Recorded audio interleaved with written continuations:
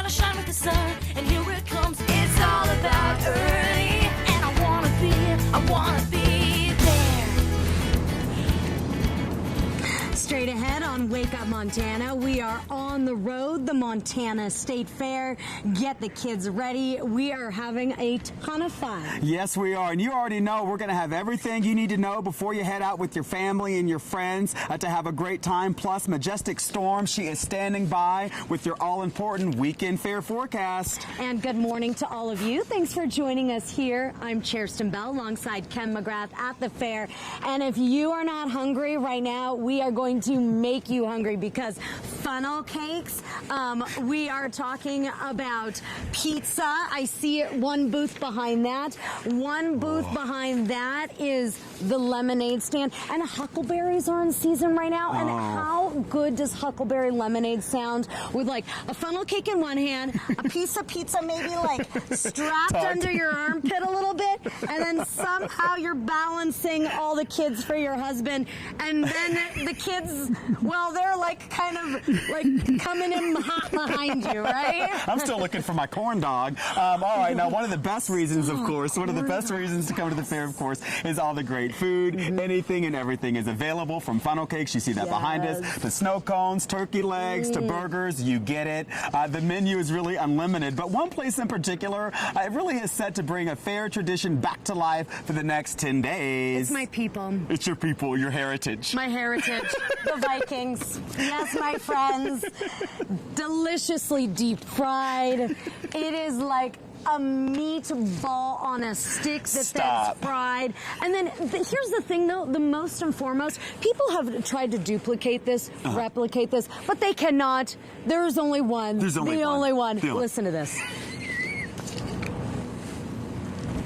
It's a specialty item that they don't know the recipe to, and they can only get it once or twice a year. But the Vikings are just what they are, and everybody knows them.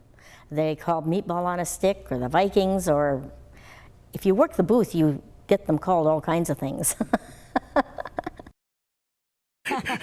Well, Judy and her crew will be busy prepping the food a little later on this morning. Matter of fact, all the vendors will be in here shortly in just a little bit. The food really is what brings in plenty of people.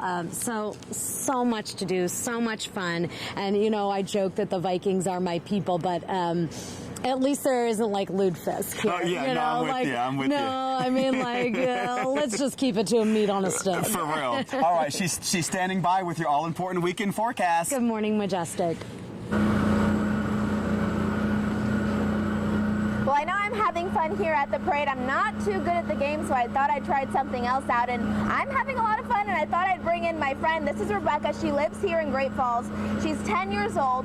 She's here before the park even opened, so she's lucky. Where are we gonna go? What are we doing? Beach party. We're going to the beach party, so here we go. Let's go inside. You lead us. Okay.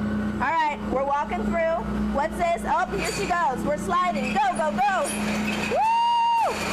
Go. Here we go. And this, it's vibrating. All right, ready? What's this one? Back and forth. Boom, boom, boom. All right, here we go. I don't think I wore the best shoes for this, but hey, I think I'm good at this. Maybe I might not be good at doing ducks and basketball, but at least I'm good at this. All right, well, you're gonna keep on going. We're gonna do the weather here. I'm gonna hope that I can make it through this with my shoes on. Hopefully Aaron doesn't fall. All right, let's take a look at the weather. Across the Treasure State today, it is going to be nice. Across that Futurecast, nice clear skies, sunshine to get your Friday started, but I am tracking some scattered rain showers pushing through the southwestern part of the state. Not only rain showers, though, the potential of seeing some thunderstorms as well down towards Bozeman and Butte, working its way all the way up towards Helena. So be prepared for that overnight tonight and into tomorrow. When I see you right back here, we're going upstairs, and then I'm also going to be talking about a fire weather watch that you're going to need to pay attention to as you're kicking off your weekend. I'm going to go catch up with Becca. Matt, over to you. Hey, and while you're at it, Majestic, can you swing over to Ken and Chairston and give them a little bit of a tip on how to play basketball? You actually showed some skills. They're looking terrible this morning with that. Yeah, look at that. See, that's the form. You gotta do it. Chairston's like one hand in it and all. Yeah. Get it in the basket. Okay. All right. Good luck, Majestic. Good luck. All right. Having a lot of fun out there at the Montana State Fair. We'll be heading back out in just a little bit. We do want to get you caught up, though, on some headlines, and we're tracking some breaking news from overnight. Campers stuck on the wrong side of a landslide. It's in the Bob Marshall Wilderness area in Sealy, and near where the Rice Ridge fire back in 2017 left hundreds of acres bare and dry. Officials are saying that campers do have supplies and have not reported any injuries. Rescuers have been trying to get them out since yesterday, but say that mud, rocks, and trees are piled 20 feet high in some places. Our Jenny Powers has been talking with the Forest Service throughout the night, gathering new information. She'll bring us a live report coming up in our next half hour. And this morning we are in fire mode. You heard Majestic talking about that fire weather watch. What started as a small 1-acre fire has now exploded to nearly 300 acres, effectively closing down 2 nearby roads. This on the Flathead Reservation. The lightning-caused Moss Ranch fire is actively burning in grass and timber on some steep, rugged terrain just 14 miles south of Ronan. We're told no structures are threatened and no evacuation orders have been put in place. However, the Ninimay Road and FB 4000 Road are both closed until further notice. We now know the identity of the man who was pulled from the Yellowstone River near Warden. He's been identified as 42-year-old Curtis Paul Willamette of Billings. There were no signs of foul play. The cause of death won't be released until a toxicology report is conducted, which could take up to 2 months. The body was recovered over the weekend, and according to the sheriff's office, Willette's body was in the river, they say, for, quote, a while. Some new information this morning, 4 people dead, and officials are saying a counterfeit drug is to blame. The San Diego County Sheriff's Department investigating after finding the victims in several different areas in a 24-hour period. They're looking into pills called M30, which appear to be oxycodone, but are actually containing fentanyl. Authorities have not released any information on the victims or how they got the counterfeit drugs. Europe's second heat wave of the summer is shattering all-time heat records across the continent. In fact, yesterday, the Netherlands, Germany, and Belgium all recorded their highest ever temperatures. Along with several cities in the UK, the heat is so intense and so unusual, it is disrupting transportation there. Trending this morning, a North Carolina man had a prime idea for his wife's birthday. Yep, he decided to surprise his Amazon-loving wife with one of her favorite things. No, it's not an Amazon package like it looks like. It is actually a cake that looks like one. Yep, his wife Emily said it made her laugh so hard they posted the pictures on Facebook where it's racked up a bunch of shares and likes, and hopefully the cake tasted good too. Well, yesterday Ken and Cheriston were in the saddle at the Last Chance Stampede. Today, Wake Up Montana's Jessica Watts is still there and teaching us how to be a 4-H champion. We're talking animals this morning, and these 4-H kids are getting ready to show theirs off. During the Last Chance Stampede, 4-H kids get a chance to strut their stuff in the show pen, but it takes a lot of hard work and dedication to even get there. So when the hard work pays off, the kids feel a sense of relief. My favorite part is my lamb. She kind of does pretty good and kind of walk around and do other kinds of stuff. Throughout the weekend and their time in 4-H, these kids will learn life skills, but the biggest part of the weekend isn't in the show ring, but the 4-H livestock sale, where you can bid on the top-notch animals and make a kid's dream come true. And on Saturday, the rodeo will be featuring and honoring all of these 4-H kids for all of their hard work throughout the year. Reporting in Helena, I'm Jessica Watts, Wake Up Montana.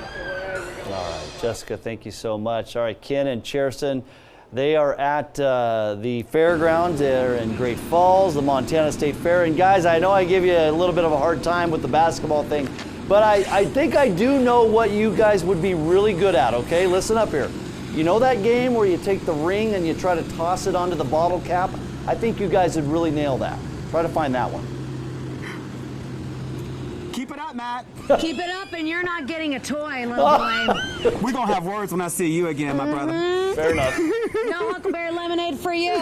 Nope, not gonna happen. Check in with you in a bit, Matt. Thank you very much. All right, Ken McGrath, Churston Bell here. 88th annual Montana State Fair. Beautiful start to the day. We are going to have nice, warm temperatures. Maybe even get a little hot.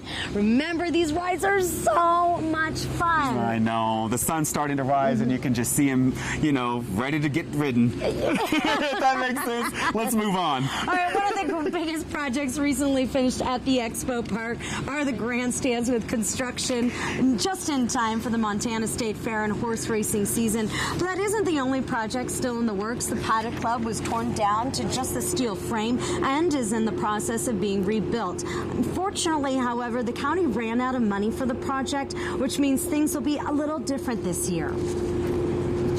In this fiscal year, we'll be able to budget for those industrial strength refrigerators and stoves and hoods and all of that that comes with a kitchen. So we're actually transporting food this year and serving it out of the paddock, but it's not being prepared in the paddock. All right, now looking forward, the Paddock Club will most likely be getting a new name. And the grandstands that we've been talking about, they're going to have amenities such as concessions and restrooms added to the top floor. Now, where we're at, the Montana State Expo Park, they've seen some major renovations over the past year as the park continues to grow to see new life through it. All right, well, also this morning we're talking about safety. For months, Cascade County Sheriff's, local police, and event security have been making sure that this event is not only safe for you, but it's also safe for your family. We know many of you have young children that want to have a good time here at the fair. Absolutely. Now, we want to get you this important information. Deputies, they will be roaming where we're at here on the fairgrounds 24/7. We saw that security, Churston, when we came in this morning. They're going to be having extra coverage during those peak hours. Now, you can do your part, of course, by reporting any suspicious activity to a member of the event security staff. It kind of goes back to that saying that I know a lot of you have heard before. If you see something, say something. We spoke with Cascade County Sheriff Jesse Slaughter earlier this week. He tells us one of their biggest concerns right now is one that they don't even have control over. Listen. When you consider the heat, dehydration, sunburn, issues such as that, people can obviously get sick, have different issues from medical events as well. And those are things that we also have to deal with as well, as people basically getting themselves into trouble due to them not taking care of themselves in the elements.